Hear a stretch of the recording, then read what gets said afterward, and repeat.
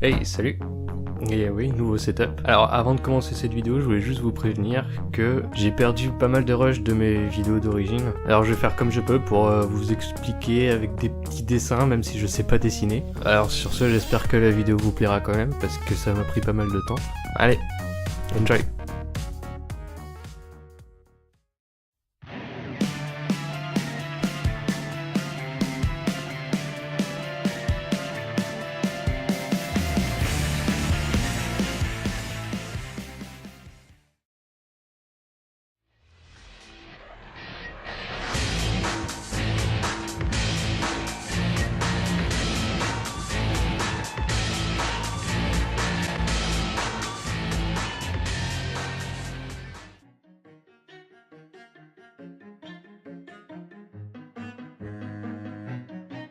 Donc pour commencer, on va prendre un tuyau de PVC de 18 cm de longueur et de 8 cm de diamètre. Ensuite, ce qu'on va faire, c'est qu'on va enrouler ce tuyau de PVC dans du tapis de mousse qui est ici représenté en bleu. Ensuite, ce qu'il vous faudra, c'est des espèces de... je sais même pas comment on peut appeler ça. De machines à bulles en fait, que vous pouvez trouver un peu n'importe où. Ça coûte 1 € la pièce. Et vous allez simplement les couper là où je mets les petits traits rouges. Et sur chacune d'elles, vous allez faire ça. Alors ensuite, il vous faudra un ruban de 2 mètres de LED. Orange de préférence. Et vous allez faire passer les LED là où vous avez fait les trous. Et vous allez les faire passer comme c'est indiqué sur le dessin.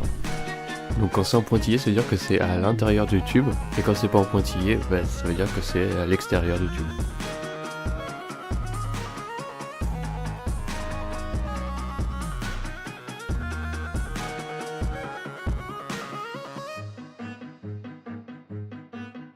Ensuite, une fois que tous vos tubes sont reliés avec le ruban de LED, vous allez les enrouler autour du tube en PVC que vous avez recouvert de tapis de mousse. Vous pouvez les coller pour les aider à tenir. Ensuite, il vous faudra un petit cercle en PVC qui fera 15 cm de diamètre et que vous devrez peindre en rouge et qui fera maximum, vraiment maximum 2 cm d'épaisseur. Et ensuite, vous allez les mettre à l'arrière des tubes et vous verrez que ça les tiendra en place. Et ensuite, il vous en faudra 2 de plus que vous peindrez en noir cette fois et que vous mettrez à l'avant.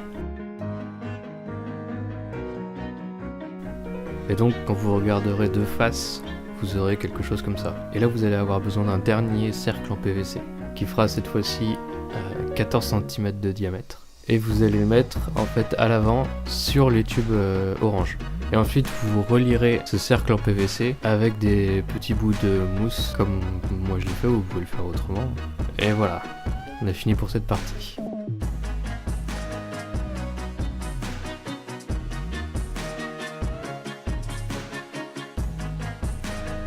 Ensuite, pour le corps de la machine, il vous faudra simplement découper une forme comme ça dans de la mousse d'isolation.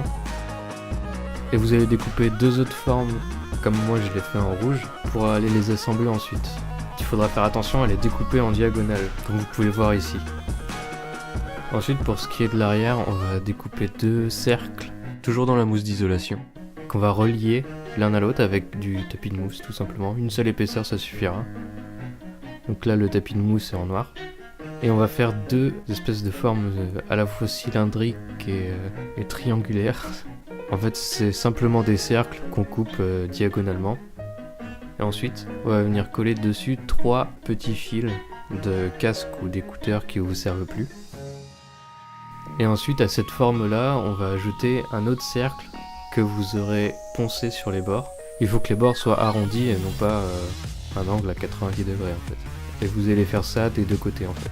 Une fois que cette partie là est finie, vous allez devoir les assembler. Donc en fait ces 2 grands cercles vont venir se loger dans l'espace que vous aurez découpé avant.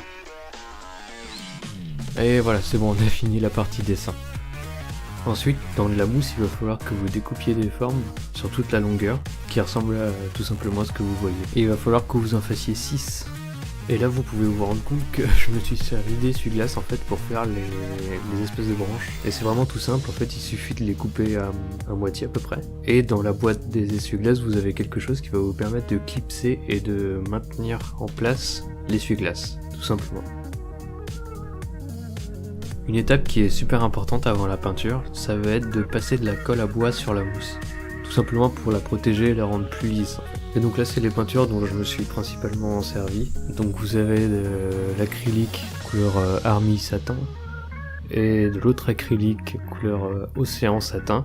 Et si vous mélangez les deux, ça donne un effet assez sympa sur les extrémités arrondies en fait du manche. Et bien sûr, j'utilise du noir et de la peinture argentée. Et quelque chose que j'ai découvert et qui donne un résultat franchement intéressant, c'est cette boum de peinture pour donner un effet rouille. Franchement, si vous en abusez pas, c'est super cool.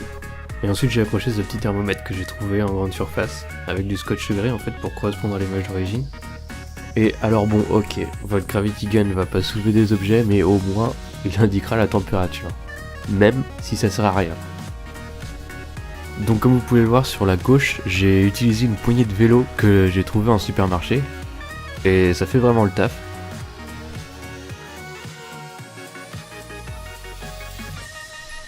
Et voilà, votre Gravity Gun est fini.